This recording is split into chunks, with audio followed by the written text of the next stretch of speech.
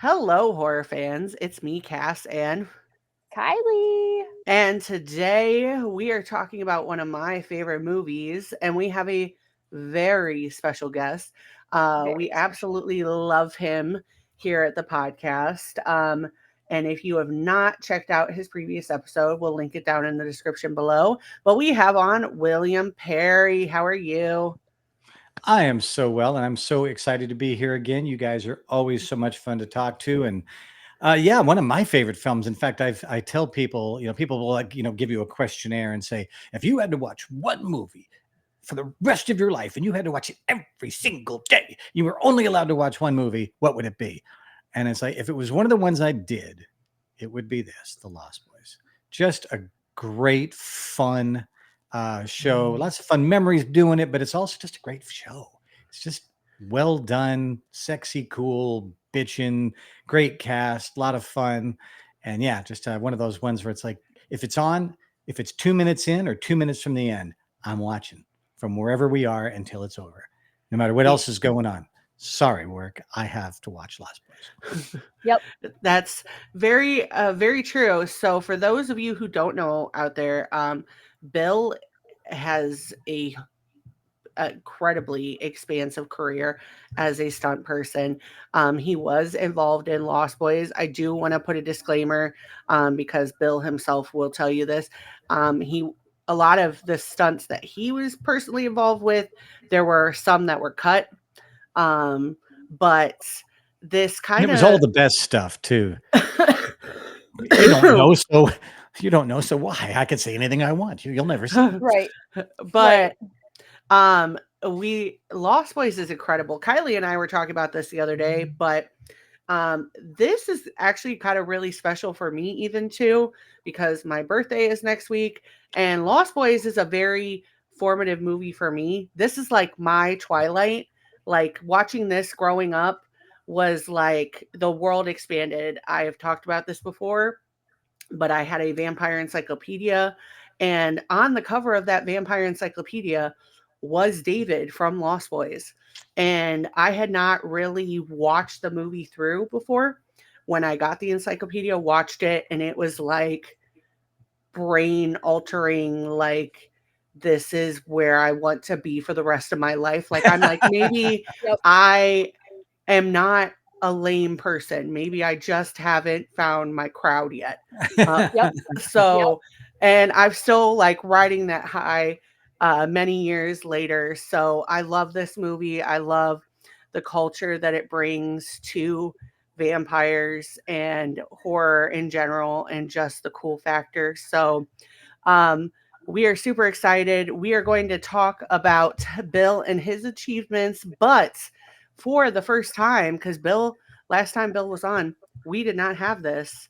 Nope. We are going to Uh-oh. go ahead and cue the intro, and it is very special because the opening scene is from Nightmare on Elm Street, which Bill was a part of multiple entries of Nightmare on Elm Street. So Bill It's gets to true. see our new intro live and in Ooh. person for the first time. So Is go this a ahead. montage? Shall I start Oh, exercising during the montage? oh You're yeah, gonna dance. You're you're gonna gonna dance. dance. You're gonna So, dance. but let's go ahead Let's see and it. grab our noodles and cue the music.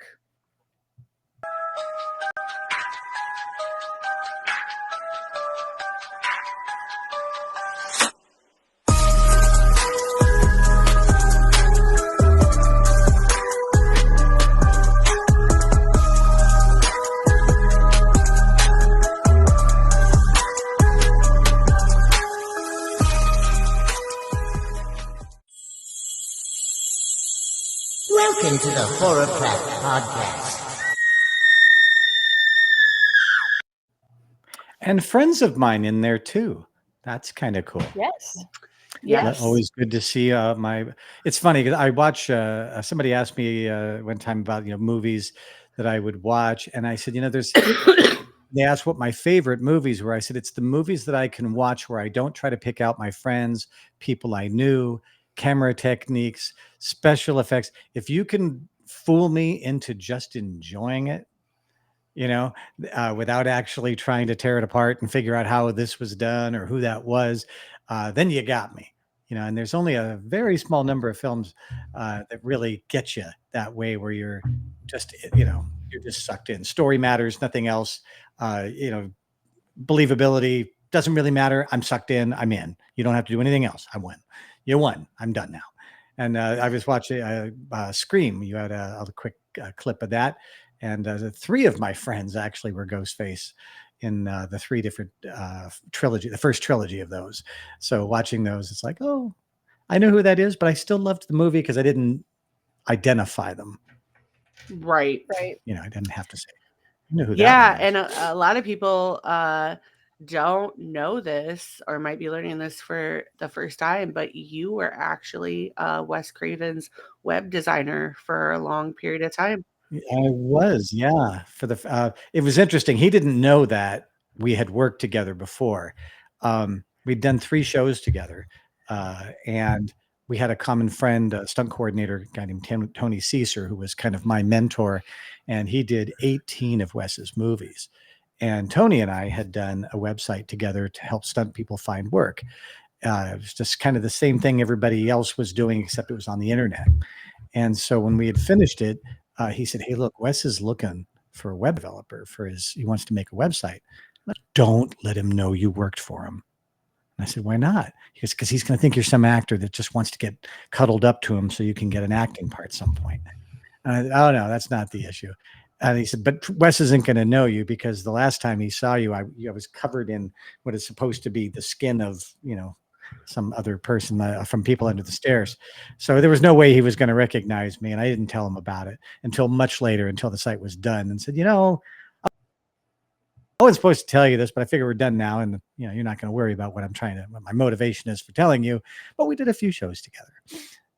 But yeah, really, there was an anniversary of his passing recently. And I thought about the fact that Wes was the first person I worked for as a stuntman, and the first major job I got as a web developer.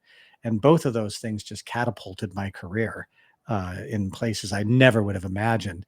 And so without even trying, without even knowing it, Wes was hugely responsible for 2 major changes in my life, 2 major successes, because he gave me the right to just do whatever I wanted to do he says, "Don't make the walls bleed, but have fun." And, and that was a really kind of a cool thing, because it was like, okay, I'm going to try to do some interesting stuff. And People Magazine picked out the website as being one of their sites to see for that month or that week or whatever it was. And we ended up with millions of views. And then people started recruiting me and saying, "Hey, we think you could be our new web developer." And I was doing the job for Wes as a side gig. So all of a sudden people were offering me, amounts of money I'd never really imagined for doing this. And again, just because Wes said, "Do what you do. Don't let me get in the way. Be creative, be fun, do your thing." And he did that a lot on set too. So that's why, he got the performances that he got, because he would let people be, you're an actor, act. Yeah. This is what our goal is. Go for that. Find a way. So, yeah, that's a really another interesting kind of lucky, right place, right time kind of thing that's happened in my life, where I just happened to be a web developer getting out of the stunt business right about the time that he needed it. And then, he gave me that opportunity, and it changed everything. I absolutely love that, because kind of in the vein of that, you didn't realize this, but our friend Tiki is the one that made that intro and our outro. So yeah, he did both of them and the new Spooky Moms intro, which we absolutely love. So you just never know where friendship can lead you. And yeah, and the community of I just called my spooky friends, or whatever you want to call them, is so creative in a way that other fandoms, at least that I've encountered, are not. Oh yeah. I've been to some Star Trek stuff, and they're nice people. There's nothing wrong with them. I'm not dogging them. But you go to a horror convention, you are going to see crazy shit, stuff that will just absolutely like and the craftsmanship and the effort and the time they put into these things is extreme, but the art, the artistry, people will bring me a poster, it'll be a Lost Boys poster, it'll be a Nightmare on Elm Street poster, and I don't even want to sign it because it's just so pretty and so beautiful. And they're like, no, I really want you to sign it. I'm like, I don't want to ruin it. This is staggeringly good art. And like, oh, I do this all day long. Wow. And you go to a convention and there's so many artists and so many vendors that are really, really creatives, that it's just not like any place else. Funny, weird, funny, weird, funny, all kinds of different ways of approaching. There's a guy who out here in Los Angeles area calls himself Fredpool, and he's a combination of Freddy Krueger and Deadpool. I love that. And he's funny and scary, and his outfit is very strange, but he's a cool guy, and he's just he had the idea, and now it's this thing he does. He doesn't like he's not being paid to do it. He just does it because he loves it. And I love weird, and it's great to go to a convention where you've got thousands of people just being themselves and enjoying it, and nobody looks at them. It's like, hey, I'm a weirdo. Yeah, you, me, and the other 24,000 people here. It's okay to be weird. It's okay to have fun with this, and nobody's going to look down. And in fact, they're going to celebrate your weird. They're going to dive in and say, look, man, that's the coolest outfit I've ever seen. How did you make it? And it's a community that's just very, very different from any other, the sci-fi, the comics, the anime, just not the same. And I really love that part of it, because that's what makes doing a convention fun, is when the people are fun. They don't ask much of me. I'm just joining. Yeah, and that actually segues into kind of what we're going to talk about, because we are going to see Bill in about a month, because Bill is going to be at Scarefest, which is in Lexington, Kentucky. It is from the 17th through the 19th. Us Horrorcraft girlies are going to be there on the 18th, and we are going to Spooky Mom's Day Out. Yep, it's going to be a Spooky Mom's Day Out, and we're going to have our Spooky Mom stickers and our Horrorcraft stickers. So if you see us, come say hi, and you might walk away with a sticker.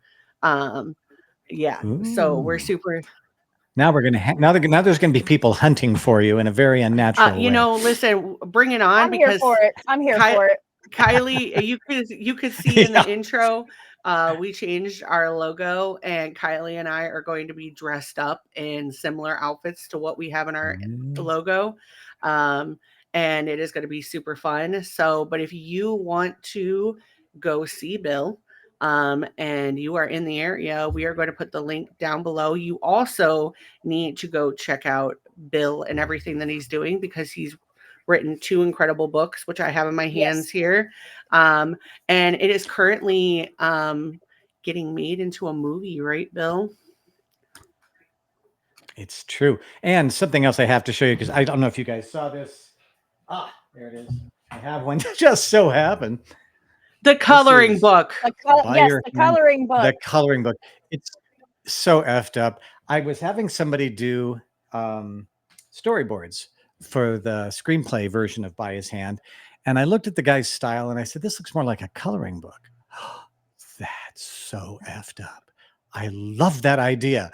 And so I pursued that idea. I spoke to my publisher, and he's like, that's so wrong. He's like, you're not going to sell this to kids. I'm like, no, we're not selling this to kids. There's some pretty gnarly scenes in there that I don't want to, mess with the kid's psyche. It's been such a fun time.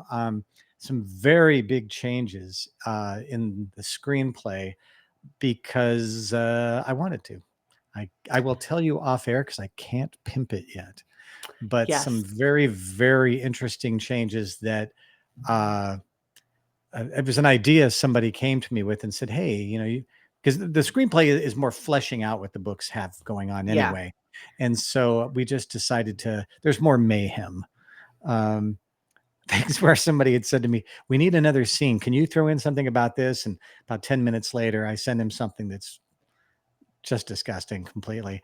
And he goes, how long did this take you? And I said, 5 minutes. And he's like, is this the way you actually think? Is this what goes on in your mind? I'm like, when you give me the challenge of haunting, you with something, giving you some sort of imagery that you're going to stick around with and that you're not going to be able to lose. That's a fun challenge as a writer. So if somebody says, show me something that's so disturbing that I won't be able to forget, it's like, okay, that's, as You're a like, writer, say that's less. kind of a challenge, Yeah. and I can do that. I mean, I like to think I can do the same thing with, like, give me something so sentimental that I'm going to cry. Oh yeah, I can do that too.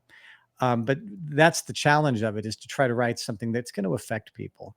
And I know you guys have read the books and liked them. And the part of that that's just fun is that if something in there affects you, if it makes you sad, there's a particular scene, as you guys know, that kind of breaks people down, especially parents, if that gives you the hint Yes. about what it is. Yes. And I created somebody you cared about.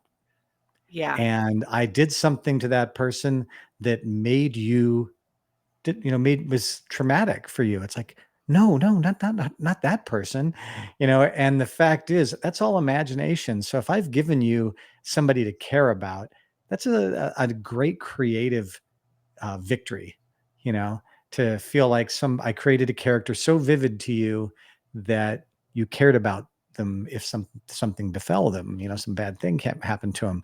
And that's really, I think, I make almost nothing on these books. I think I make 20 cents when somebody buys one.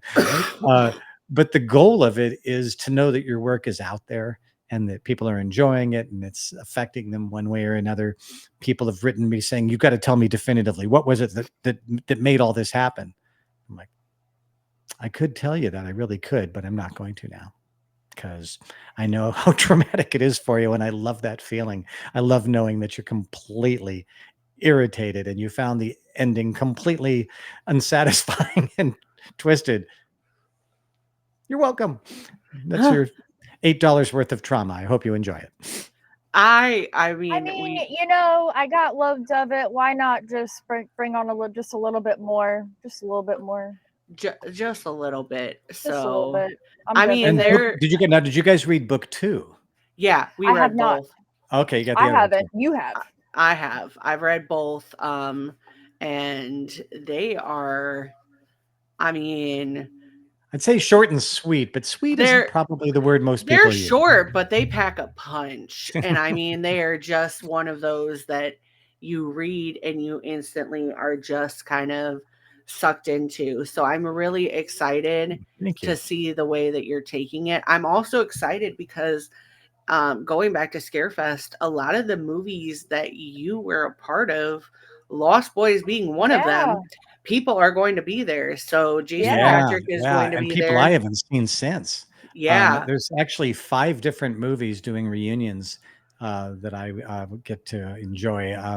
There's 3 of the Nightmares, Monster Squad, and Lost Boys. And not the full cast of each, but nearly. I mean, my gosh, I think this is the biggest Nightmare on Elm Street reunion set. Yeah. The only one, 38 of us or something ridiculous like that. Yeah. I think the only one that really didn't have a ton of people was Lost Boys, but I mean, like, close enough, because they do. I mean, Jason, they have Billy, they have the man that played Laddie, one of the Frog Brothers. Monster Squad, I know they have almost all of the cast. Yeah. I mean, all the monsters, all the I'll put it this way, anybody that's living. Living, dead, or undead. Yes, they got a lot. They got all the kids. And it's funny because people ask me, so what did you do on that? I had to go back and watch it. I'm like, is that me? I remember that set. And it's, this is 35 years ago, maybe more. And so it's difficult sometimes because you do a lot of stuff. And in the moment, you don't know that this is going to be a film that people are just going to love forever. In fact, I thought of most horror films as being kind of the Kleenex tissue of cinema. It's like, use it once, throw it away. We're never going to hear about this film ever again. And now 35, 40 years later, all those Nightmare on Elm Streets are as, they're not just cult status. They're, people consider them actual classic films. And I've heard so many people, I didn't know Lost Boys had I knew Lost Boys had a following. I didn't know Monster Squad had a following at all. Oh, huge. And I saw, when we were in Ohio, signed a bunch of the stuff for that. And I was very pleased because it's a fun film. It's not, gruesome and horrible. And, it's not Terrifier, it's, so you can show it to your kids. You can enjoy it with the family. I call My it son Zane loves Monster Squad. it's Yeah. it helps to introduce, if you've got kids and you think, well, I want to introduce my kids to some of the horror films that I was into, but I don't want to, really traumatize them. And Monster Squad gives you a creature from the Black Lagoon, a little werewolf, a little Frankie, a little, you get those things, but they're not so, dark and mysterious and horrible that you're going to have nightmares from it. You're going to be able to watch kids defeat them. And so, of course, that makes it a little easier for them to do it. And then later on, they get into their teens, then you can start showing them, the more intense stuff. But I loved that it was sort of a gateway drug It is. for horror parents. Yeah, It it is. It's pretty much like the movie that starts for us. It's a perfect example of like Spooky Moms and why we do what we do with Spooky Moms, because it is that kind of, and it's a deeper movie on a lot of levels, because Yeah. there are a lot of relationships reflected in that I Mhm. think are more honest. Like the dad, Gabriel Mock, is going to be no, Stefan Mock. Gabriel Mock is his son who was in Suits, but he's going to be at Scarefest. And I feel like it's weird to say, but like he was like such a healthy example for me of what a dad could be, Yeah. Mhm. because he's just such a solid dad in that movie. And when you don't have a lot of examples of that, it's you do have to kind of reach for what you have around you. So we're super excited to run around and be there. Kylie and I are, we'll tell you when we get off air, but Kylie and I are planning on meeting one of the night. We're planning on doing a celebrity photo op with one of the Nightmare people. And we're super excited because it's a very few, like seldom opportunities where we actually get to spend time one-on-one with each other, but then also get to do a convention with each other. So and not be business, you want to be able to enjoy it. People ask if I go to conventions, and I do. I go to spooky events here and there, just to be able to enjoy them, because as a guest, of course, I enjoy what I get to do, but I don't get to go to all the vendors. And no. my favorite part of the show we did in Ohio that I saw you at last was, after the show, about 7 p.m., the partying started. Oh yeah. Holy lordy mighty. I was up till 3 a.m. every night, and people just buying me drinks like I know what I'm doing when I'm drinking, and just telling stories and hanging out, and and not so much me telling stories, letting them tell me stories about why this movie or that movie is their favorite, and really just nerding out to the the highest degree, wild drunk. And that's one of the things for me that I really loved about that show. And this show, I mean, this is in Bourbonville, right down there in Kentucky. Yeah. And there's so many drinking events associated with it so far. But that, for me, that time to just not be so much part of the show, but to be part of the fandoms. Like I said, I'm a fan too. I never imagined I would be in a film that anybody would have as a favorite, but there we are. And so it's really fun to be a part of it, but it's also fun to find out why it's fun for them. Why does Nightmare 3 your favorite of all of the nightmares, and get their take on it and be able to kind of go, yeah, I guess that makes sense. Yeah. So that's really the fun of doing any of these shows, is to meet the people and kind of spend some time with them and hang out. I mean, that's how I met you guys. I wasn't, particularly busy when you guys came by. And so we talked for a while. Yeah. And that's the joy of it, really. I was about to say that is still one of my favorite memories from TerraCon, because also just like getting to talk to you, getting to talk to Marty, and seeing you guys interact with each other, and then getting to talk to different people. When I saw you last, I actually met Felissa Rose, and it was as someone who's always had like body image issues, having somebody tell me that not only did I look like a Monster High character, but then specifically every time I pass them, be like, Cass, and like actually like say Yeah. something. It People are was always so surprised when you remember them. And I Mhm. thought, well, why wouldn't I remember you? We had a really nice talk. And it's like, yeah, but you must talk to a lot of people. It's like, yeah, we do. But, these are people, and they're just as, we don't see ourselves as that important that we wouldn't remember. So when I do see people at conventions for the second, third time, I often do. I mean, I'm not always great with names, but I'll remember their story, and we'll, I'll say, yeah, I remember you. You had a thing with, and we'll talk about it. Like, well, you really remember me. It's like that shouldn't be that um, surprising, and it shouldn't be that big an honor. But I'm glad that Yeah. I'm glad that you remember me too. It's like I said, it's hard. It's tough to go to one of these things and have somebody just look at you and admire you for some work that you did 30 years ago. So that's why I like to spend the time and get to know them a little bit better, and then then we're all just fans again. Yeah, Yeah. definitely. I feel like that kind of really naturally leads into what we're going to talk about, because this is a film that not only was popular, but has only increasingly become Yeah. popular since then. And I feel like very deeply, I don't think anybody who is involved with Lost Boys would realize how much, even after the 80s, that this would be a touching Hmm. point for people, and the themes of being an outsider and finding your own people. So I Hmm. absolutely love this. So if you've not seen Lost Boys, I'm not going to judge you for not seeing. I Where mean, are I'm you? gonna judge. Get out from under I'm that gonna rock. judge a little bit. We- I'm we're just gonna gonna say it. You're not a real a human little being. bit, You don't but deserve to live among us. we highly encourage you to go watch it. You don't have to have a great, amazing steelbook like I do. If there is a fire, I'm going to take this, my Christine and my Elvira ones, and run out with my cat.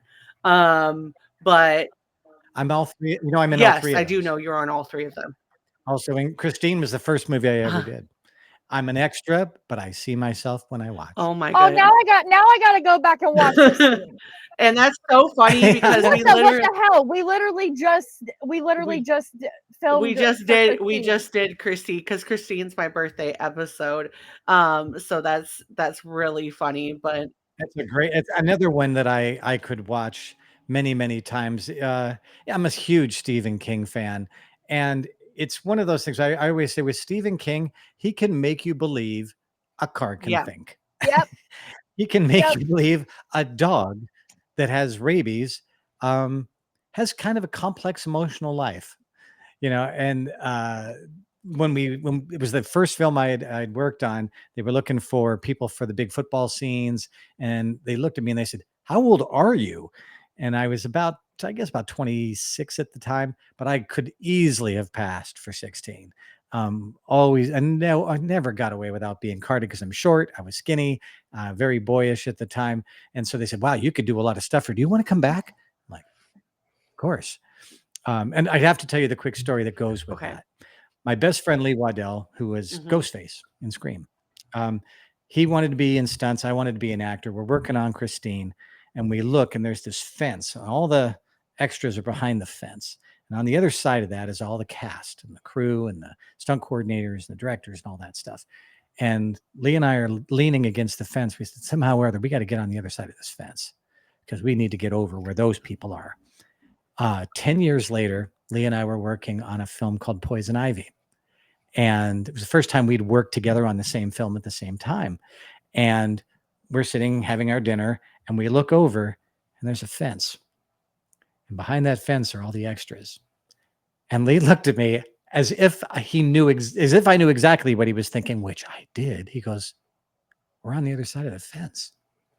Aw. And it just hit us both in that moment that, we grew up together. We've known each other since we were 7, been just, best of friends.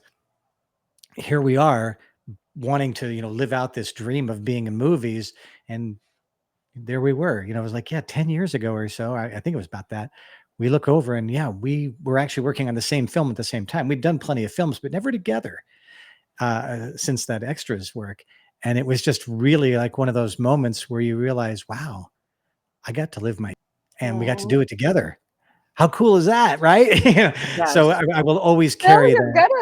gonna make me cry. That is such a Oh, beautiful moment. it's just It one of my is. favorite memories. It's one of the reasons Christine sticks with me, because anytime I think about it, I remember seeing Catherine, is it Catherine Mary, no, Mary, the gal that was the really Yep.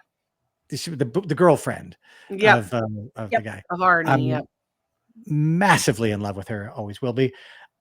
Just, I was just watching these people and they were movie stars to me, and I was watching them and like I didn't want to kick them out. I just wanted to be one of them.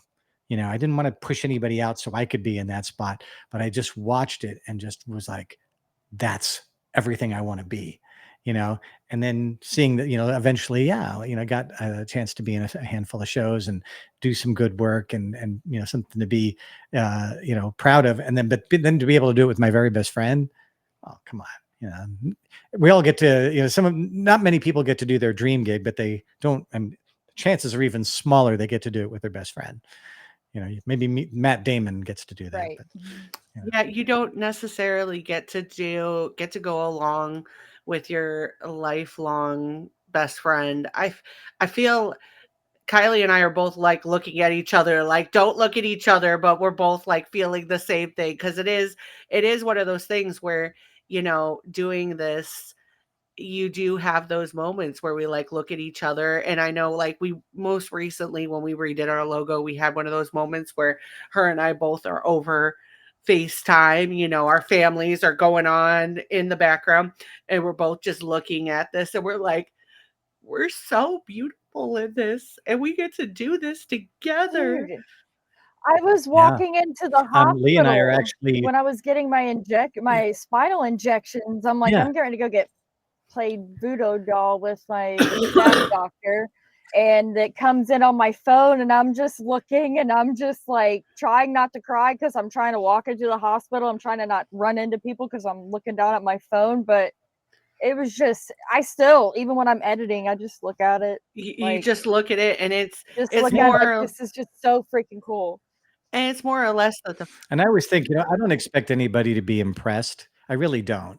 I'm impressed with Yep. me, with the things I got to do, and because it was a lot of work and it was an obsessive compulsive disorder that gets you into it. But I did get to do what I wanted to do, and I'm, now. I mean, I think only about 3 years ago, somebody said to me, I started learning about conventions because my buddy was doing them, and I said, yeah, but see, you're lucky you were in Scream. That's a movie anybody cares about. I wasn't in anything anybody cares about. And he's like, no, you don't understand. There's this whole, culture, this whole fandom of all this stuff. He said, and he showed me a page on, I think it's called fandom.com, where there was a page that was just about me and that I'd done. And I was like, who did this? That's pretty sweet. I didn't know anybody knew my work. That's a fun feeling. And, I get it. Most people don't get to do their dream. And I was very fortunate. I mean, really blessed, beyond, I tell people, yeah, I worked for Michael Jackson and I did this. And they're like, what?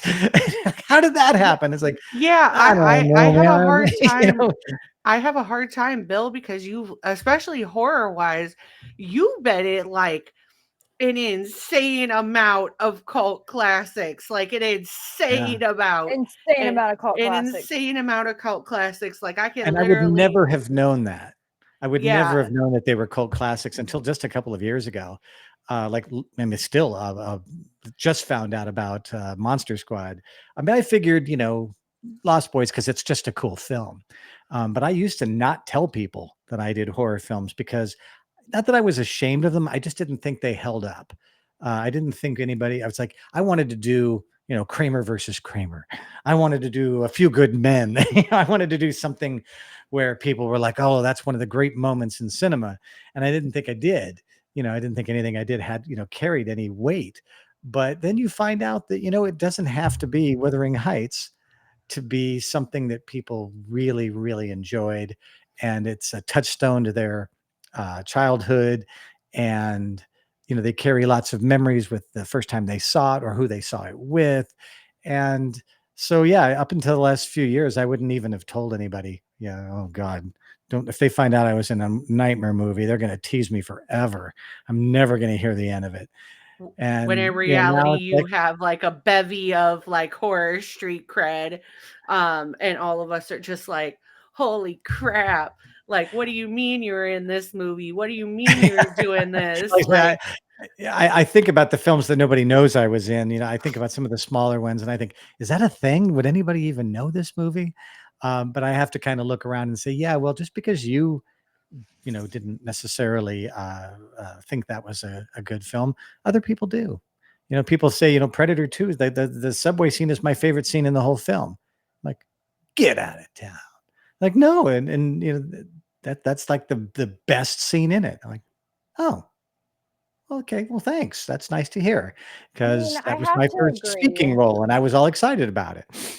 I mean, the thing about horror that I think a lot of people don't, until recently, haven't given credit for it. And again, this kind of takes us back into what we're talking about, because I think this is what makes Lost Boys have the staying power that it does. Horror reaches so many more people because it's got the trimmings of a horror movie. It's got the action and the different elements, but they're so much deeper. And it goes back to a conversation that Marty and I were having when I was at TerrorCon, and we were talking about zombies. And I was telling him that I liked Train to Busan because they had fast zombies. But the reason I liked it is because it it's kind of reminiscent of Romero, where you have this film that has such deeper subtext in it, but it's also a zombie film, but it's Yeah, also a they're film they're about, metaphors. I mean, almost any good horror film, if you yeah, trace it back to when it's made, you can see the culture that created it, the culture that made that Yes. film yeah, what it was. Um, in the when I think about Lost Boys, I mean, these were attractive yes. zombies. These weren't just, I mean, all those, I mean, not teeny bopper, but more like girls would go, oh, you Yeah, can bite me all day long, they're sir. Yes. I'll live forever with you. That's just fine. Thank you. Yes. Um, and Jamie Gertz, damn, Jamie. Yeah. she still, she still is. And I think also a big part of it was even the people who were not as glamour, like Michael's character is billed as not being as like glamour. I mean, I'm sorry, Jason Patrick, nobody was believing that, because I was telling Nobody. Kylie about this Nope. yeah. today, but like the whole time you're watching it, and you're like, man, he was already like, I mean, he had a I almost motorcycle. switched teams. I'm just saying. Yeah, I yeah. I didn't. Yeah. mean, I didn't, I'm but The earring, the hair, the leather that's a very jacket. I pretty mean, young I man mean, right come there. on, come on. yeah, And did you know his dad was the priest in The Exorcist? yes. That's a Really? cool That's piece of very trivia. interesting. Who would Yeah, know? That is. and the other Not a crazy nepo part, baby by that stretch, but but well, still. and the crazy thing about it is Keither Sutherland, Keither Sutherland, Angus Sutherland, and Donald Sutherland have all been in vampire movies. So Donald Sutherland was in Yeah. Buffy after this. Angus Sutherland, who is Keither Sutherland's younger brother, was in Lost Boys: The Tribe. And so like they all kind of have these different connections to it. And Yeah. actually, Kylie and I were talking about this. And for those of you viewers that are sick and tired of me talking about Phantom of the Opera, you're going to have to skip over the next like 3 minutes, because we're going to talk about it. But I was telling Kylie, Joel Schumacher, the whole reason that Andrew Lloyd Webber let him do Phantom of the Opera was because of how he did the music and handling the scenes in The Lost Boys. Andrew Lloyd Webber was so impressed by him doing it that that's how he got him to agree to Yeah. do Phantom of the Opera. And I mean, thank you, Lost Boys. It's and Joel was he was kind of known for being sort of overbearing and being kind of the creative genius behind it, but not everybody thought he was a genius. Some people just thought he was obnoxious. But the proof's there. Mhm. This was, I'm thinking, let's see, this was like 86, 87, which was, very much in the deep parts of the MTV generation, Yes. and so putting People Are Strange by, why am I blanking on their name? People Are Strange by the Doors. The But yeah, Doors it's not the Grimoire Doors thing. version of it. It's It's the other version, yeah. but they I just saw them alluded. recently. This is 7 concussions. Having my, but there was others. The Jimmy Barnes song with the guy from NXS. I mean, Yeah. these were rockin' tunes, and placed in the film not as filler, but to Echo and the Bunnymen. Thank you. Had to come back.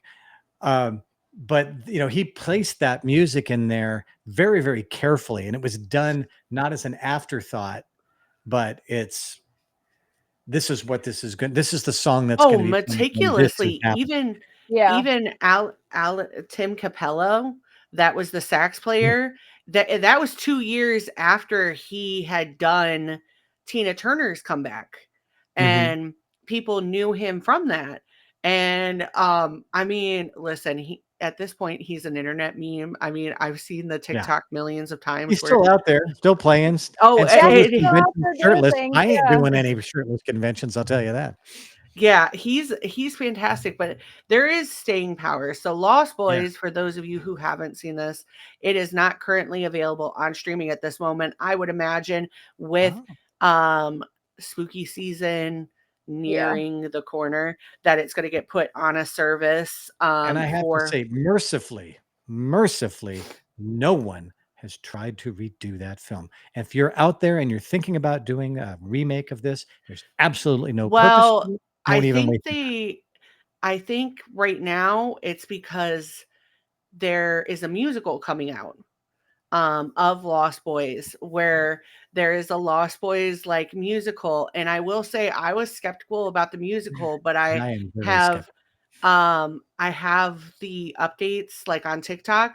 I will tell you that they have stayed a lot in the vein of this and a lot of like the music, and I think the way they're going to do it, I'm more okay with them doing a musical. I know years ago they were trying to do a CW show. Apparently it was like filmed at one point in time that they were doing like multiple timelines. They were going back. I'm okay with them doing a musical versus that, because I kind of feel like, even though I know that this is like kind of like I said, this was kind of like Okay, but our like, is this Twilight going to be like Rona. like on Broadway, like in New York, like something extravagant? No. in that This is realm? like, it's gonna be more. I feel like it's gonna be more like in the vein of, listen, if you told me that they were gonna do a Moulin Rouge musical, I would have been like, okay, why? Because it's already like a musical and it's already got a lot of stuff in it. But the musical is pretty great and it does add a little bit more. I do think that this is going to be that kind of like circumstance where they're going to be adding more layers to it. You don't know until you see it, but yeah, I just feel like, there's so many remakes and so many reboots and so many, and it's like, look, there are plenty of, original ideas out there. Let's just forgive and forget the milking of every 80s property. Let's just, like they're doing, I know they're making a remake right now of People Under the Stairs. And I've watched it. I don't know if it holds up to me the way I had hoped it might. So Jordan Peele's pretty badass. Really like Jordan Peele.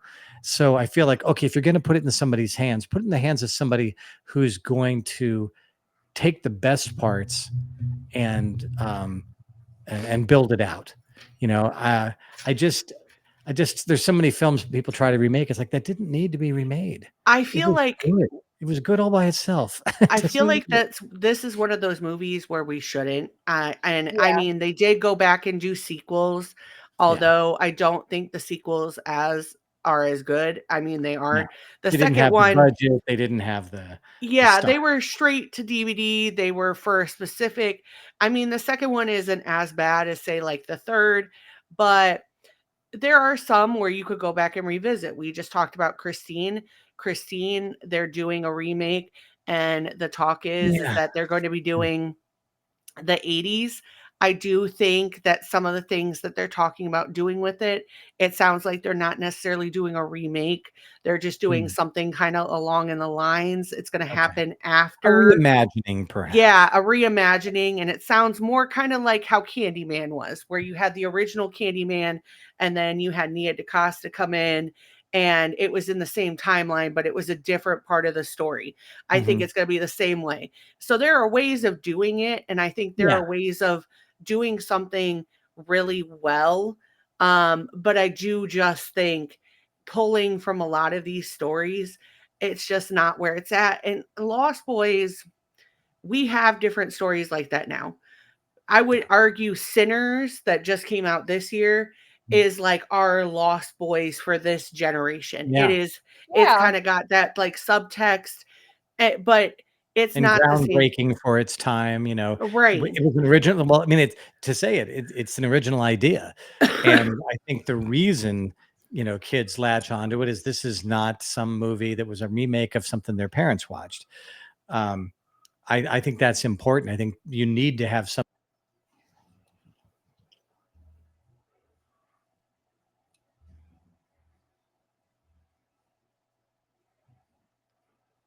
Did we just completely lose Bill? Guy. But it was a movement necessarily. Just because you could do better special effects or CGI or whatever does not mean it's going to be a better film. Sometimes the raw energy of Wes Craven isn't something you're going to replicate with better special effects or a higher budget. Sometimes the budget was what forced Wes to be so creative, forced Wes to find ways to be creepy for less than $3 million.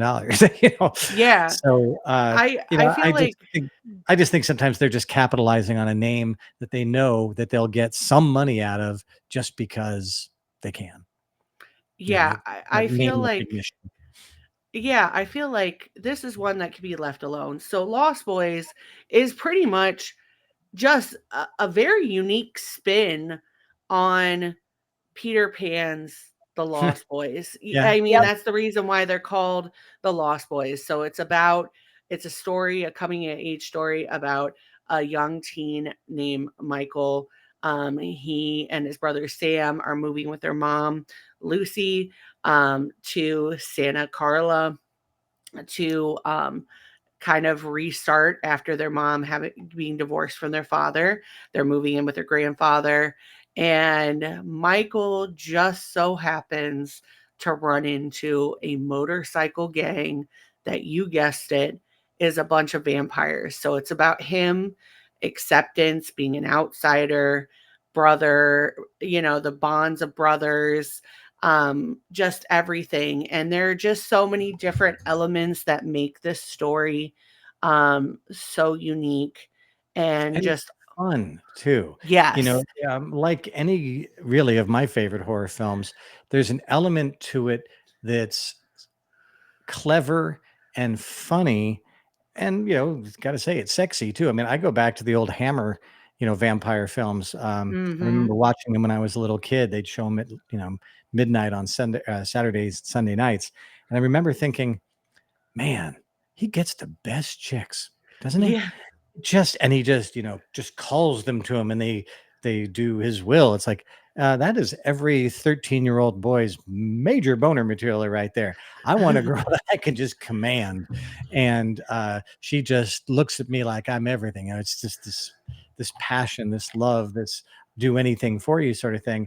And there's an element of that to Lost Boys, where, like, again, the guys are attractive. They're bad boys, for sure, and it's an attractive thing, even for Michael, who's kind of a goody two shoes for the most part. He's drawn into their circle. There's a power there that they seem to have. There's a draw, and again, of its time. There was a sense of in the 80s that as young people, we didn't have much power over the lives. The old bald white men were running everything, and we had no control over what was going on. They didn't like our music, they didn't like our clothes, they didn't like anything about us. But we're gonna run things. So when I look at that film, I'm really kind of reminded about the culture that created it. And it was very much rock and roll. I mean, it's probably the first real rock and roll vampire movie. And again, just all the themes of it really were really good. The special effects were dark and scary. It went from fun vampires to the dark side of it is, but we have to feed. Yeah, it is just one of, I think what made this different for me is you do get that seduction part, but the thing about it is it's not that overt like love story. Like for me, this is one of the few films after Francis Ford Coppola's Dracula and like say Dracula 2000 that actually like spoke to me. But it's just the way that Michael so deeply wants to connect to something, and he thinks it's Star, but then he kind of gets connected into, okay, well, maybe this gang, even though he doesn't necessarily like them, he does see kind of the power and the illusion and getting sucked in. And then it's him fighting against that idea of what he wants to be with who he actually is. And we see that even with his brother, then Sam, because Sam, for all intents and purposes, he's kind of like, I don't care. I am who I am. I'm going to walk into a comic store and be this person. And I am the person that you get. And it's very like starkly different. And it's that kind of mentality that I think does kind of help then pull Michael out of it, because he sees where his brother is coming from and then he attaches to it. But growing up, I know, especially for me, seeing like that, somebody as attractive as Jason Patrick, and how just incredibly lonely he felt in that role and how he got seduced into all of this, it makes you feel not as alone. And there is just so many deeper levels. And you have, the mom restarting after a divorce. You have, the brothers trying to work on their like relationship. The grandfather just pops in whenever he wants and is just kind of the kooky grandfather. But then you have the reverse side of it where you don't get as much in depth, but you do see David and the other Lost Boys and how they do get sucked into this. And then the end, when, you think things are ending and they don't, and you find out who's really controlling it this whole time, you realize that David this whole time has not been the big bad, and that he's kind of just a victim of circumstance. And to the point where Michael kind of feels almost like vengeful for David, because it's like he was just trying to be something and you took that away from him. So I think it is so deeper on so many different levels. And it's a great cast. I mean, this is a lot of people that kind of, before they took off and they went and they did the different things. This is before Jason Patrick goes off and does like Speed 2, Dances with Wolves, like all the whole bit of everything. More recently, he showed back up in Terrifier 3. And so like these are a lot, but then Terrifier 3? Yeah, he's the dad. I have to be honest, I have not seen any of the Terrifier films. I know of them. I know more about them than I kind of want to know. I am not a gore guy. Despite I think they just did it. I think they just did it as a nod to him, obviously. Well, and they're doing 4, of course, because if it's making money, make more money. But for me, it's people are saying it's gore to the extreme, to the point where it's funny, and enjoy if you like it. Not for me. I have a tendency to be very, very empathetic to other people's pain. And so watching somebody really suffer is really difficult for me. So and it's funny because I had said to somebody, in fact, Tiki, I think he had said, "You told me that you don't like gore." And I said, he goes, "I read your book." I'm like, "Hey man, I didn't picture it. I didn't picture it when I did it. I just wrote it, man." And he's like, "Yeah, well, you're full of crap about how you're not into gore." It's like, Yeah, you have to describe these things, but you don't have to picture them. See, And it's so funny that you brought him up because we were having a movie night a couple weeks ago, because we'll go over, and I felt bad because I kind of talked his wife into letting him have a projector. So when he invited us all over But for he's got a one. movie night, he got one. I was like, listen, Christina, don't kill me, but it is kind of a genius idea. Like, I've thought about it. The projector's maybe a little bit better than, and he still has his vintage TV. But he was talking about putting, first we were going to put on the 90s documentary, but then he's like, okay, we're going to put something on. So he was going to put on Terrifier, and obviously Jim there with me, and I'm like, yeah, Jim's not gonna be able to handle it. And Jim's like, yeah, I'll be okay. I'm like, Jim, no. So we put on Willy's Wonderland, and then we watched Strangeland after that. And Strangeland is one of Jim's. But when Jim and I first started dating, one of the things that got me into like, this is my guy, is I asked him what his favorite scary movies were, and it was Strangeland and Lost Boys. And we said this on our wow, Christine you did find your episode. soulmate right there. Yeah, Yep. I did. And I will tell you, we talked about it on the Christine episode, but if you're getting massive amounts of streams from Ohio for the Lost Boys soundtrack, it's Jim. It's Jim. He's got the cassette, It's a he's great got the soundtrack. No CD. two ways about it. He's got everything. He's got it on his little MP3 player. You'll see him in our white Explorer, like going around the corner with Lou Graham Gonna singing. have a good time tonight. Oh, his is Lou Graham, Lost in the Shadows.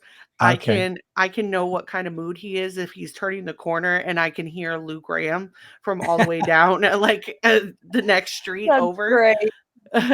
But that's just the appeal of this movie, is it does have that, like, the soundtrack.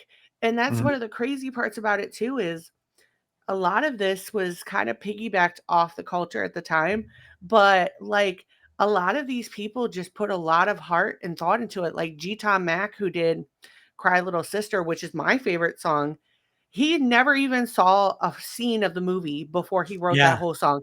He just wrote, he just read the script and then wrote it. And I'm like, that was the perfect, like, and it's what so are you? Yeah. haunting. It's got Yeah. that very haunting sort of vibe to it, where it's not just good for the movie. It's like, wow, Well, you didn't know what this. He didn't even know where it's going to be placed. For the Well, most part. it's also like Yeah. the seductiveness, because that's the Yeah. part where him and Star are finally like being together. And it's just that kind of like getting in deeper. But I think that's what makes this good, is because I think for the people that complain about Dracula a lot of times, or like some of the more vampire forward stories like Near Dark, um, this does have a love story in it, but it's more Yep. or less like the story about like the coming of age, the outsider, is more of that touch point. And Yeah, I think it's just one of those things that really does kind of just touch people, and really um kind of what makes this so everlasting. And I think people expect it at some point in time to fade away, and I'm It here to never tell you will. it's not Never. going to. the performances are a lot of that. I mean, you look at the original script, and I did have a chance to do that. I would not have known I don't think some of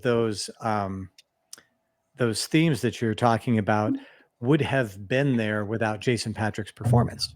Yeah. That yearning sort of element to that isn't really written, at least not, real obviously. And I'm not sure how much of that was direction or just, Jason just being Jason.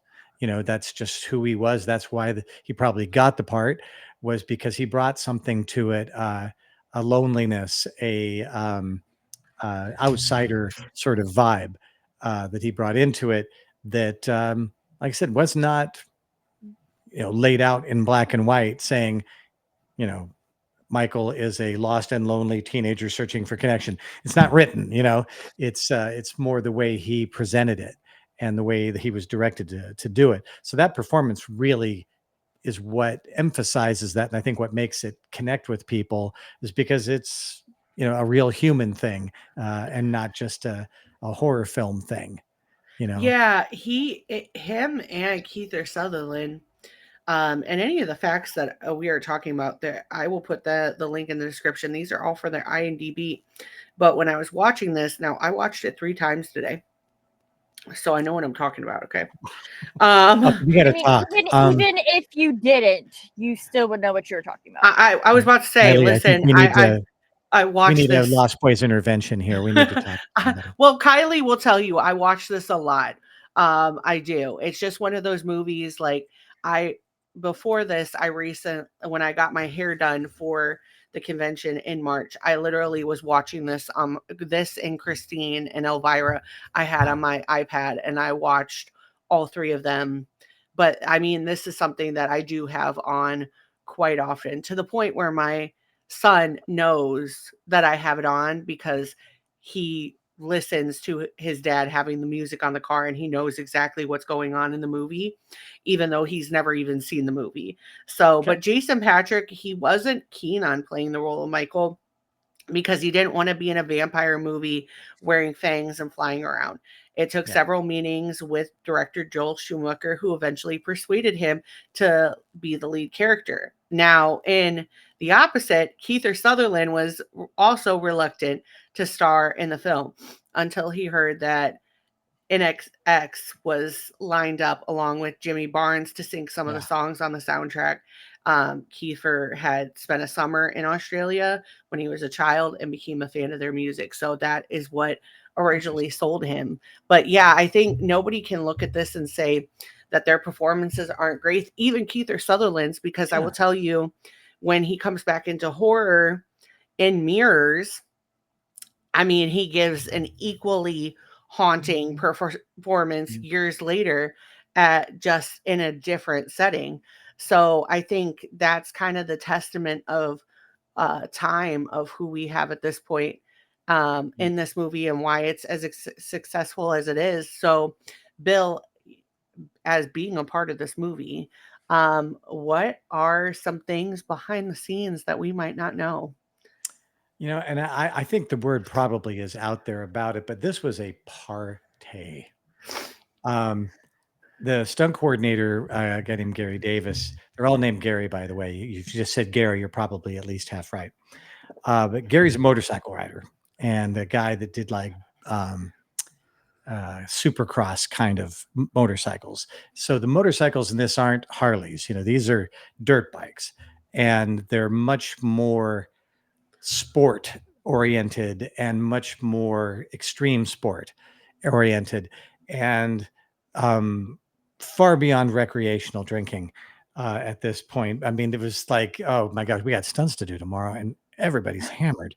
We're going to be doing the show in 4 hours. People, we got to stop. We have to stop.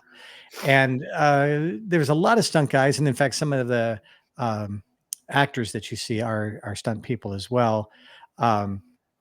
Because they wanted actors that could do their own stunts. It just makes it a lot easier and a lot more real looking if the actors doing the stunt or the stunt person's doing the acting. And so it was a contest of, all right, we're all badass. Let's just see who's going to, be left standing tonight, with the partying. And it was tough. These are hardcore, guys in full testosterone trying to prove something, and I'm not that guy. I never was. So the partying aspect of it was just very, very intense, but it was a very light atmosphere. People were having fun doing this film. A lot of times you'll hear about a film that's like, oh yeah, there was a lot of tension on the set. There was a lot of arguing. There was a lot of, not here. No. People were having a good time, almost too good a time, to where it actually gets in the way because people are so effed up in the morning. It's like, I can't do this. I can't look sexy right now. I feel like I'm going to barf, so it was very much a very fun time. And, being on location in Santa Clara, being on location is just, it's like going to camp. Yeah. You're going with your buddies, you're going to go do something fun.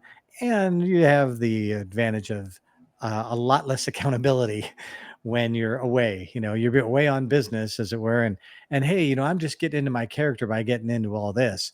We're gonna. There's a camaraderie that comes with all that horsing around. Gary was a bit of a bully in some ways. He'd take you out and we'd go doing paintball, but Gary had a laser sight on his paintball gun, and he don't miss very much. And he would come up behind you and shoot you in the bare skin and leave a Oh, welt jeez. the size of a golf Oh. ball on your back because to see how tough you are now. It's like, I never claimed to be tough. I was clear about that. Bill's a wuss. Don't beat up on Bill. He's little and fragile. I'm a delicate little flower. Don't, do this to him. But you got to be in there and you got to be a guy, and you got to drink like them and you got to, do all the stupid, dangerous activities and trampolines and all sorts of painful things for the So later you it get home. really you might- is like camp. Yeah. And especially guy camp. Guy You're camp, there, yeah. you're nobody wants to be the guy that fell asleep first. Number one, they're going to drop in your face. You don't want to be the guy that fell asleep because there's just too many ramifications there. So a very, very high guy energy thing on the show, which, there's a lot of that in the show itself. Yeah. But it did make it very challenging to try to keep up if you're not a person like I'm a 2 beer a week kind of guy. I'm still drunk tomorrow from the beer I had yesterday. So trying to keep up with these guys doing shots and wanting to really just hardcore party, just very tough to keep up. And it's like, oh, this is great. And Yeah. try not to try to participate without doing anything dangerous. But the motorcycles and all that stuff, just so much fun. And there's a lot of goofing around, a lot of playing around, because it also built the camaraderie of the Lost Boys, that that they did these things together, and they needed that because these guys are they're vampires. They've been together potentially for hundreds of years, and so there's got to be that cliquishness about them, that inseparable quality that even if they don't like each other, hey man, we're brothers. So I think they allowed a lot more of that than they might not have. They might have on another show because they wanted that raucous, physical, bloodthirsty, literally and figuratively, kind of atmosphere with these guys. The whole thing. Stay up all night, party all night, sleep all day, never die, never grow old. That was definitely the atmosphere that they wanted to develop with these guys, and that hardcore boy, play is just something that really breeds that. Yeah, I did. So that is part of like we read part of that in the IMDb, but that is what that environment in the reverse is what brought the Coreys together, because they were too young to participate in the partying, so they would get together and they I'll had say actually some of that's true. Yeah, I was gonna say some of of that. some of that is the true. cleaner Yeah, I mean, version.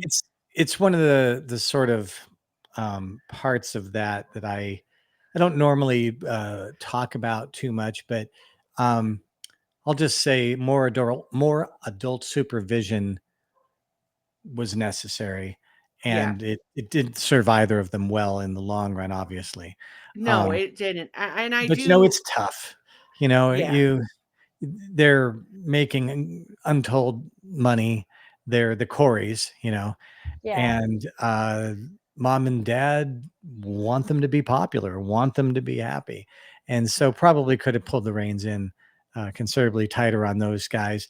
But it didn't affect the filming. I think there was a time where Corey Feldman had to apologize for some poor Yes. behavior and say, I won't do that again because, we don't get anybody in trouble. But it was, it didn't harm the film. I wish I could say it didn't harm the two kids to have been exposed to, professional level partying at 15, 16 years of age. It's like, wow, that's putting a lot of pressure and a little too much freedom on somebody that doesn't really have the development necessary to know when to say, hey, I've had enough, guys. Well, and I I'm gonna do step away. think this is one of the things I would advocate for people who are watching The Lost Boys. I would advocate that what happened with the Coreys to not make it so salacious because of all the things that we have seen since then, whether and I do truly feel like a lot of parents, when child stars were coming up, we see that even with Kylie and I being kids of the 90s, we see that with, Nickelodeon and all the different, like, All the it is stories, only, all these documentaries about the salacious things that went on behind the camera. I mean, I also saw the reverse of that yeah, really, really well. I was on the Wonder Years. I was on Star Trek and Doubling Kids, and Will Wheaton has turned out to be a very smart, healthy, well grounded man. The kids that were on Wonder Years, very much the same. They're all lawyers and teachers, and it is possible to do. I remember on the Wonder Years, it was, I think, Fred's 16th birthday, and his dad bought him a Mustang, a piece of shit Mustang. It was not brand new. It was not pretty. It was going to be his job to fix it and to keep it running, because that's what's normal for kids his age. Now, this is a kid making $108,000 a week, but his dad was like, no, he needs a normal life and he needs a normal upbringing. So one of the reasons I worked on that show so much was the producers and the directors said, if there's a reason that these kids are on the set, I better know what it is. And if they don't have to be here, don't put them here. And so if there was just a really simple little, we're playing soccer and there's a slip and fall in a muddy field, hey, let the stunt guy do it. The kids can go to school. And so they really made that effort to give them a grounded, natural life as much as one can when one is, a television star. So it can be done, and I think other places did do it and did it well. And the stars have come out to, the big kids, the big, kid stars of the day came out okay, and Fred's still making shows. I'm not saying he's a perfect human being, but he's been, well liked and has done some great work and is fun and, good producer, did some great kid shows. So it can be done. Like I said, back then, a lot of times too, it's just a different culture, Yeah. You just didn't, the parents were like, I just want my kid to be a success so bad. And they tolerated behavior they probably shouldn't have tolerated, as parents. And Well, now, and I think that there just also wasn't a whole lot of awareness back then. Yeah. And just a lot of things that we just didn't know about adolescent development and just certain things and kids being exposed to certain things, so you can't quite really fault everybody. And I wouldn't even necessarily say faulting the parents either. Just no, because I you don't. can't, you can't do better if you don't know better. Business. That's just the way it is. Yeah, One exactly. One of the things I've always said too is when you put a kid into that world, you look at like Shirley Temple, you look at these, they're just little or kids. like Judy Garland when she Judy was Garland, in, or phenomenally talented Right. well beyond anybody their age. But the thing about some of them, the ones that were really good, the Drew Barrymores, and Drew had her problems too, more exacerbated by parents than rescued from, was that this is a child who's got an incredible sensitivity. Haley Joel Osment's another one, but another guy who came out quite well, I think. But they were these really gifted people who were actually many times more comfortable in an adult atmosphere. They didn't really get along with the kids because they were smarter and more sensitive and had abilities that the other kids their age and development, they were just farther along. But when you put a kid into an adult work environment, that's what you're doing. It's a 12-hour day. There's lots of adults around. Everybody's trying to get something done. And if you think about it, when you were 9 years old, could you do a 12-hour day? Could you No. be Right. around adults with very little other, uh, kids your age, or kids that were like you, kids that had the same gifts and things? So it's a very sticky situation. There's some kid actors. I'm terrible with stunt act or with kid actors. When if they suck, I think I'm not going to pull any punches, and I should. Um, but when you get like a Haley Joel Osment, when you get a Drew Barrymore, when you get a Corey Haim, these were extraordinarily gifted kids, and they were thrust into a level of fame that they probably could have been protected from a little bit to let them have a little more normal development. But it's so hard to do, and we didn't know the pitfalls as much. At least I don't think we did back then Yeah. as much. I remember an actor whose name I will not say asked me if he could purchase my urine. Now, I'm not a drug user, never was, didn't understand what the hell he was talking about. I thought it was a kink. I'm like, why do you want my pee? Exactly. I have a drug test tomorrow, and I'm not going to pass if I don't get somebody else's pee. And I was like, oh my gosh, it never would have occurred to me that that's what this was about. And I remember saying at the time, this is a problem that it is not my responsibility to solve. Yeah. And the actor said, well, if I'm out of work, you're out of work. I said, again, this is not my problem to solve. I wish this wasn't the situation, but I don't think it's right to help you with this, Yeah. not this way. And, I did I ended up out of work because of it, because things went poor for the actor. But I still think I did the right thing. Yeah. It's not worth a day of work to know that somebody's, abusing, and you're enabling that Yeah. because you're trying to, get another extra day on that show.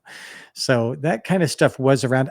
Again, I always say this. I hate to tell bad stories because it sounds like it was a big portion of it. It's 1/10 of 1%. 99.9% of the time. I mean, even Lost Boys, we had a good time. Again, I was an adult. All the guys we were partying with, we were all adults. We knew what we were doing. We were just stupid, drunk stupid, man stupid. But Yeah. nobody got hurt. Nobody was, no animals were harmed in the filming. We had a good time with it. And yeah, that was just that kind of show. But there was no, as far as I know, no long-term damage done to anybody by that particular show. And 99% of the time I was working with incredibly gifted, fun people who were trying to create something new on a usually very low budget, and trying to create something and try to connect with people and make a good movie out of what wasn't always a great script and wasn't always a great budget for what we wanted to do. But that's the joy of making movies, is trying to, is working with the sum of the parts being much better than the people are alone. So very few, like I say, maybe 10th of 1% of the time I spent on there, I saw any of that kind of stuff. 99.9% of the time, it was great people just working their butts off trying to make something, and so that's the part I focus on. Yeah, I love that. So as an avid watcher of this film, I will Because you start definitely know it better than I do. I'm gonna well, I, like I said, I had known nothing about it until I purchased the encyclopedia, and I had obviously watched it. But I'm going to start first. But to wrap this up, we'll each talk about our favorite scene. I think the favorite scene for me, and I had a different answer until today. But for some reason, watching it today, and the part where Michael is following David and the gang and the motorcycles and Lost in the Shadows is playing, for some reason that hit a little different today. And I will say that that's probably one of my favorite scenes, just because it's very much like that kind of essence of everything. I would also say the whole Eddie Munster joke, where they're talking about Len. great jokes. There Yeah, are just a dozen there's a ton. absolute belly laughs in this show. Yeah. The last line of the film Oh, Grandpa just like walking in all cockeyed and then I just never could delivering them. stomach about this town. Yeah. All the damn vampires. And All the the damn fact that The whole time he vampires. knew. The whole Yeah. time he knew, and he said nothing. All Yeah. this is Nothing. going on, and he's Nothing. and the fact that he's not that oblivious wasn't to it. He's actually just kind of like, yeah, well, that's the problem with this town. yeah, Yeah. well, and the fact You that it wouldn't have warned wasn't your daughter? Yeah. yeah, the whole time that finding out that that wasn't the actual original ending and that that's the way that they chose to then go forward with it, I think that's great. But those are mine. Kylie, what about you? I think when Sam's character's in the bathtub taking a bath, and then he like realizes like Michael is a vampire. I'd say that that's probably one of my favorites. And I also think when he first, like in the beginning of the movie, when he first goes into the comic book store and meets the Frog Brothers, and they're just, they're talking, and he's like, well, you don't put this comic here with this one, and just completely, schooling them. I'd have to say that's Stupid. probably my second. Yeah. Like, Yeah. how dare you? You have a comic book store. You should know these things. Yes. Yes. For me, I think there's a few lines that really stood out that really were clever. And like there's a line where I think it's Corey says, sometimes they implode, sometimes they explode. But the one thing they're going to try and take you with them. And they never really discuss it later, but some did implode, some did explode, and they always tried to take you with them. And the part about that I think was kind of ironic was that they'd never really done this before. And they never opened their eyes before. So this whole idea that they were these badass tough guys, but really it was more in the bravado of it. They made like they knew exactly what they were doing, but when you get right down to it, they're riding bicycles. They're not the tough guys that they thought they were, but in battle, they managed to pull it off. They did stick with it, and they did end up, doing the job. But I thought the foreshadowing, that's not even foreshadowing. It's a straight out thing. Oh yeah. Some are going to implode. Some are going to explode. Some are going to go quietly, because David, you would have thought would be the most horrific or the most dramatic, and actually it's very sweet and very sad. When you see him, he's laying there and he's just poor damaged teen like all the rest of us. Yeah, there is kind of you do see like a switch up with Michael too in that moment where you do I think, and that goes back to Jason's performance, you do see in that moment his brain kind of switch from the hate that he had for David in that moment to realizing that David is the scapegoat. And then when all of that goes down and he comes out and he's like, it's almost like he's defending him, like, he was not a good person, but you made this person who they were, like, so you can't say anything. You gave a dark person incredible power. Yeah. Not a nice thing to do, not a healthy thing to do for the kid or for the family or whatever. But yeah, I think that the Eddie Munster line, and also the stuffed the taxidermy. Oh my gosh. Yeah. Being given as gifts. It's just and you have to believe. I remember being on the set in the cabin. They had an actual cabin elsewhere, but we had the cabin in the studio. I remember seeing all the taxidermied animals everywhere, and they shoot these things out of sequence, so I didn't know what they were all there for. And when I went to the premiere, was really the first time I had really seen the whole thing start to finish, and didn't really know very much about it because I just did the scenes that I did. And then seeing all those things, it was like, you went through all that for that gag. That's a commitment to the bit.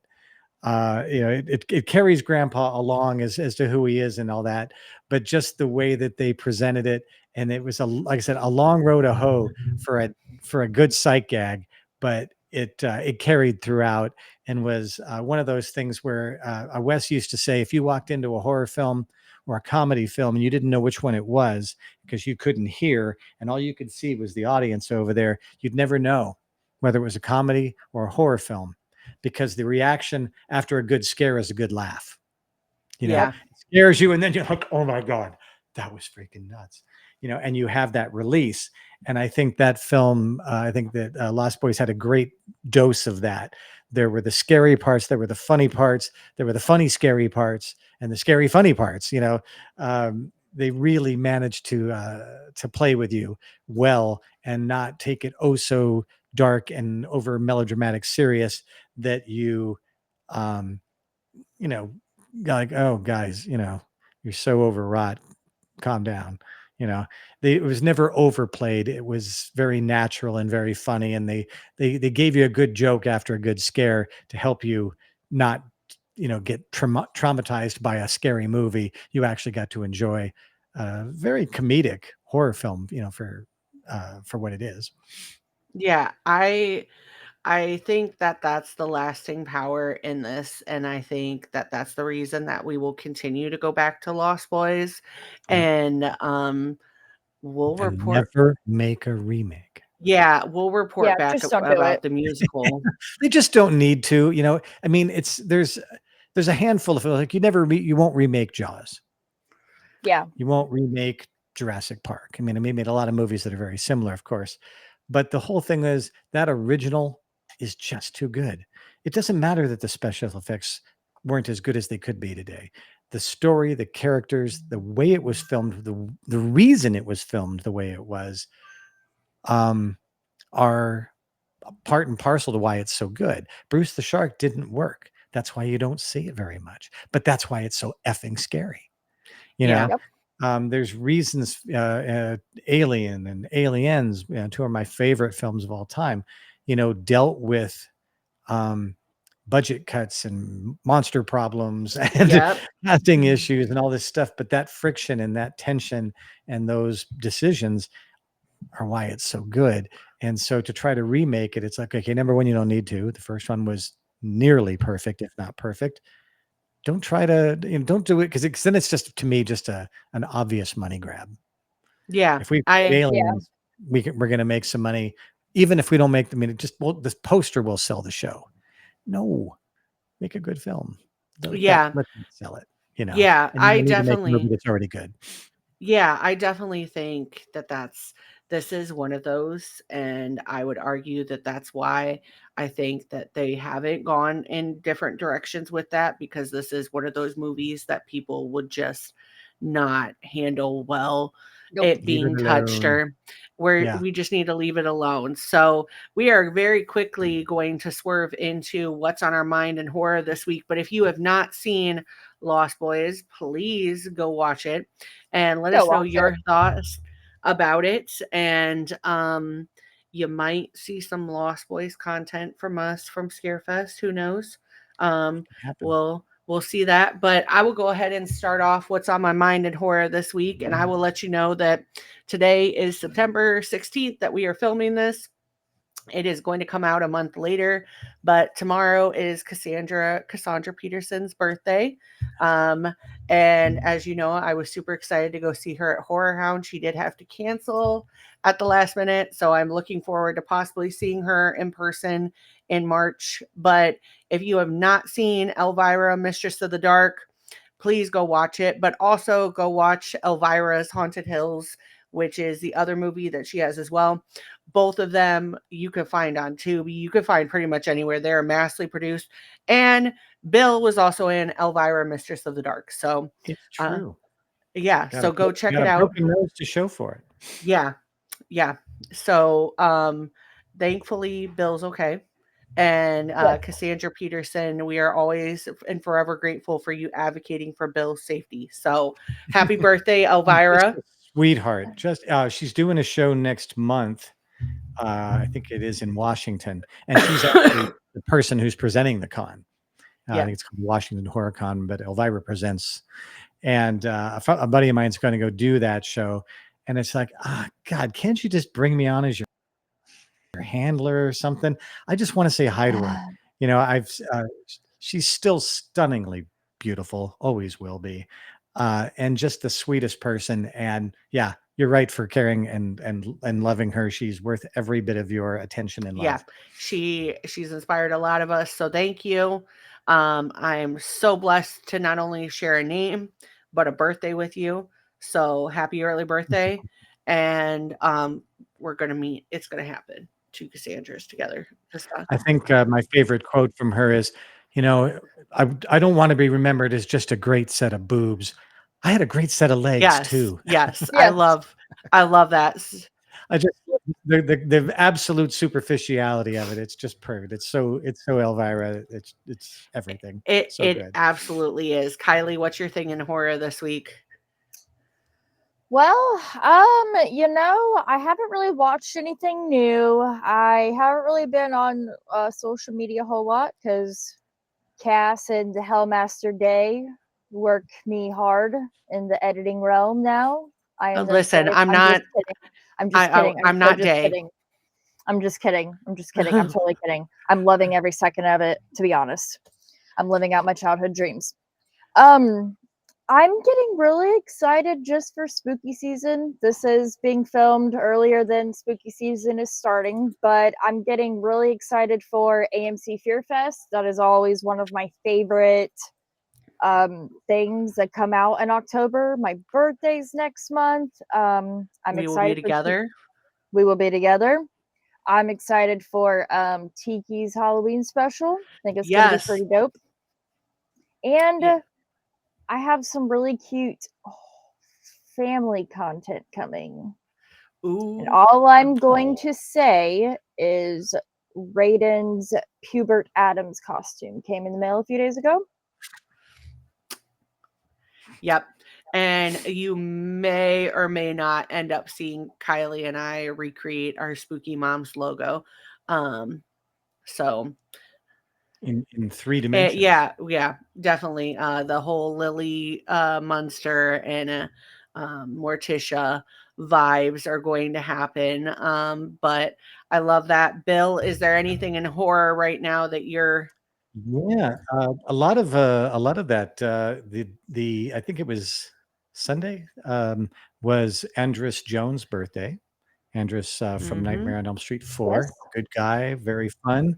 It was also the very same day was the anniversary of Nightmare on Elm Street 6, which I got a little bit beat up on. And it's also my wife and I's 25th anniversary. Woohoo! Happy anniversary! And my wife's birthday also, 29 again, for I think the second time coming around. The second Is time she a around. vampire? But yeah, and that's horror. That's really scary horror stuff. She's the picture of Dorian Gray in female form. I'm aging and she's getting younger. It's sad but true. But yeah, of course, this coming up on October, everything is good. As you said, I have a number of horror films, and they show those things in rapid succession on all the horror channels, and which means Bill gets a very nice Christmas bonus, essentially, because we get our residuals after the movies show, and it's usually a couple of months after. So everything that they're showing, all the Nightmare on Elm Street marathons and People Under the Stairs and zombie movies and all that stuff, they show them all like crazy. And sometimes it's $1 here, $1 there, but if you show those movies a couple hundred times, Bill gets a Christmas bonus. So really looking forward to it. And then of course Scarefest, it's right in the middle of the spooky season, and so many things I'm looking forward to at that. But really, the people there, the huge, this is like one of the biggest shows in the country. I've done a lot of smaller stuff. I've never done one this big. And just from what everybody tells me, this is just all the fun you can have while you're fully clothed. Well, on that note, go if you are at Scarefest. This is going to be coming out the weekend of Scarefest. So if you are at Scarefest, come and find Kylie and I. Where are you? Come over to my table right now. And stream all of Bill's movies. Like Just do it. Just do it. We're going to link his IMDb down below. Go watch all of them in perpetuity. And we will definitely link where you can find his books, and you could keep up with Bill on his socials. But we love having him on. We'll definitely be having him back, especially because Lord knows we have 27,000 different things that we could talk to Bill about, especially with. And you guys, I have to tell you, the joy of doing your show is you don't ask the same question. I've done a number of podcasts, and I do them because I want to. But when someone asks you And when everybody asks the same question, people say, well, gosh, all of your interviews sound the same. You say the same thing over and over. It's like, because I get asked the same question over and over. I'm not going to lie about it just to make it a different story. But, if somebody says, so what was the worst you ever got hurt? Well, you tell the story, and, if people haven't heard it, it's fine. But if people do start to follow you and they watch up, they're like, every interview is the same freaking story. It's like, because it's the same freaking question. But you guys don't do that. You ask great questions, and you have your own take on those things. And it's as fun to converse as it is to just, be the blabbermouth. So I really appreciate being on your show. And anytime you want me, you got a movie you want to talk about, I'm your boy. we're Okay. definitely going to have you back on. So do you guys do watch parties? we do what? It's something that watch parties. Yeah, It's something that's going to be in the works. Those are fun to do. I've done a couple of those just because it's a certain point what people are doing in the movie. They're really fun because the audience gets, of course, but they're really kind of fun because there's some really bizarre people out there who can be hilarious, and it's just good TV. So if you guys ever do one, I'd love to do one with you. Yeah, we You will guys know your definitely. movies. I mean, I'm not going to watch Lost Boys with you because I just feel like there's not a frame you don't know personally of that film that I'd be like, way too much. Yeah. Way more than I do. I was about to say, there are very few things in this world that I am an expert on, but horror movies, and especially vampires, I have the street cred. And trust me, one of these days I will find a picture of me carrying around that encyclopedia in high school, and I'm going to show you guys. But until then, you could just listen to me and listen to all my knowledge for free here on the internet. So, Or if you have questions, Cass is always available. DM her. Are you a team Michael or a team David? Oh, Michael, 100%. Team, Michael, yeah, David. I mean, Keith, you're all right, but like Jason, Michael, like, I mean, my wife is a total team David, by the way. Oh, well, I mean, I can understand most definitely. I would say comparatively though, I'm always going to be team Dracula. So. Oh, but also you have to see, by the way.